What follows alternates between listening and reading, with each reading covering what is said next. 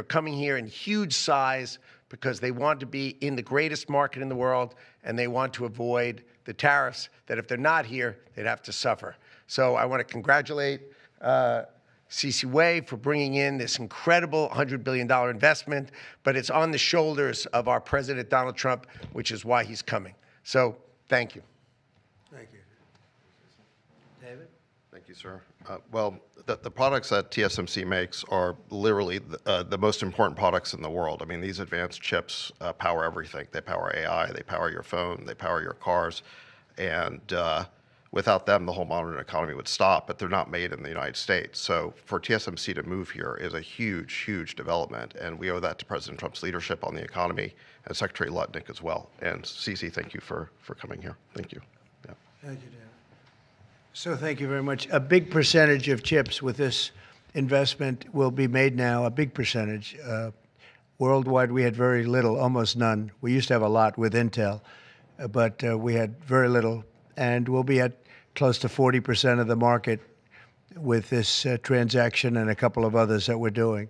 That's a tremendous leap, like a leap that nobody would have really said was possible. So I just want to thank you all for being here. If you want a couple of questions, ideally on this subject, yes. The number of jobs that will be created. He said thousands, but you're probably talking about 20, 25,000 jobs. But it'll get bigger and bigger with time. Knowing this gentleman, it'll get bigger and bigger. There'll be no stopping him. Mr. President, what Yeah, Brian, go ahead. In addition to the jobs, you talked about national security, and that's one thing I think a lot of Americans at home don't understand. Explain the national security aspect of this.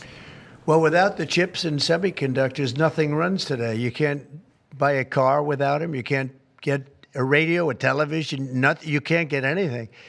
And we thought it was very important, obviously business-wise, but we thought even in terms of national security to have this large percentage of the chips, semiconductors, and other things that they make the most important product. And not a product that you can really copy. It takes years and years. You know, on the needle of a pin is total genius. I mean, they can put things, I mean, something the size of the needle, the point of a pin, they put information that is just not even believable. So if you would see this, it's just really something. Yes, Mr. President. One aspect to that, Honda announced they're coming to Indiana because of the tariffs. Once again, you're bringing additional jobs in manufacturing. You want to comment on that as well? Well, Honda's coming, and I told you about Apple, that they're going to be starting to build massively here, $500 billion.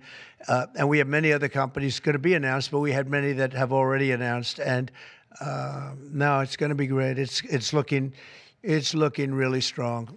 I don't think this country has ever seen anything like we're seeing right now. Now, the tariffs, as you know, will start a week earlier than the reciprocal, which is going to be on a couple of weeks earlier. Reciprocal tariffs start on April 2nd.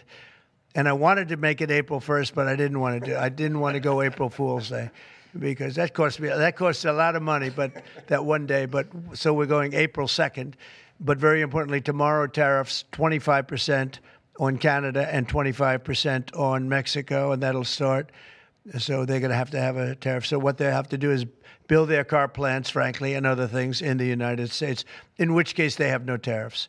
In other words, you build, and this is exactly what Mr. Wei is doing, by building here. Otherwise, they'll build, if they did them in Taiwan to send them here, they'll have 25% or 30% or 50% or whatever the number may be someday. It'll go only up. But by doing it here, he has no tariff, so he's way ahead of the game. And I would just say this to people in Canada or Mexico: if they're going to build car plants, the people that are doing them are much better off building here, because we have the market. We're the market where they sell the most. And so I think it's going to be very exciting for the automobile companies. Very exciting for, I can think of any, as an example, North Carolina, they had the great, I used to go there to buy furniture for hotels, and it's been wiped out. That business all went to other countries. And now it's all going to come back into North Carolina, the furniture manufacturing business, please. Mr. President, is the Ukraine minerals deal now dead, or can it be revived? What's your... Well, I'll let you know. We're making a speech. You probably heard about it tomorrow night, so I'll let you know tomorrow night. But no, I don't think so. I think Mr. President, it's a great deal for us because, you know, Biden very, very foolishly, stupidly, frankly, gave $300 billion and $350 billion more accurately to a country to fight and to try and do things. And you know what happened? We get nothing. We get nothing. Just gave it. We could have rebuilt our entire U.S. Navy with $350 billion. Think of it, $350 billion. We could have rebuilt our U.S. Navy. So he gave it away as fast as the money could be gone. And what we're doing is getting that all back and a lot more than that. And what we need, it's very important for this business that we're talking about here with chips and semiconductors and everything else. We need rare earths. And the deal we have is we have the finest rare earths. Thank you, Mr. President. What do you need to see from President Zelensky to restart these negotiations? Well, I just think he should be more appreciative because this country has stuck with them through thick and thin. We've given them much more than Europe, and Europe should have given more than us because, as you know, that's right there. That's the border. This country really was like the fence on the border. It was very important to Europe, and I'm not knocking Europe. I'm saying that they were a lot smarter than Joe Biden because Joe Biden didn't have a clue. He just gave money hand over fist, and they should have been able to equalize with us. In other words, if we gave $1, they should have given. Well, we gave $350 billion. They probably gave $100, but on top of it all, they get their money back because they're doing it in the form of a loan, and it's a secured loan. So when I saw that, which I've known about for a little while, I said it's time for us to be smart. At the same time, it's great for them because they get us in the country taking the rare earth, which is going to fuel this big engine, and especially the engine that we've in a very short time created, and we get something, and we're there. We have a presence there. With all of that being said, I want one thing to happen. I want all of those young people to stop being killed. They're being killed by the thousands every single week. Last week, 2,700 were killed. 2,700 young, in this case, just about all young boys from Ukraine and from Russia. And that's not young people from the United States, but it's on a human basis. I want to see it stop. The money is one thing, but the death. And they're losing thousands of soldiers a week. And that's not including the people that get killed every time a town goes down or a missile goes into a town.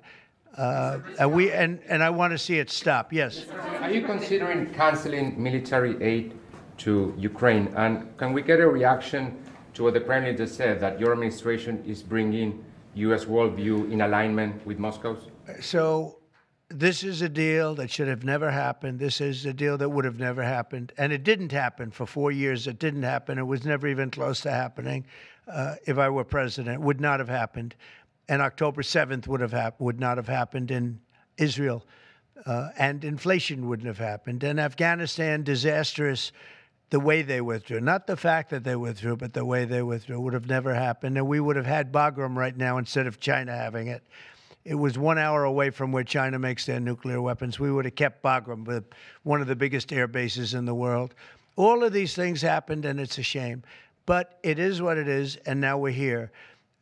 I want to see it end fast. I don't want to see this go on for years and years. Now, President Zelensky supposedly made a statement today in AP. I'm not a big fan of AP, so maybe it was an incorrect statement, but he said he thinks the war's going to go on for a long time. And he better not be right about that. That's all I'm saying.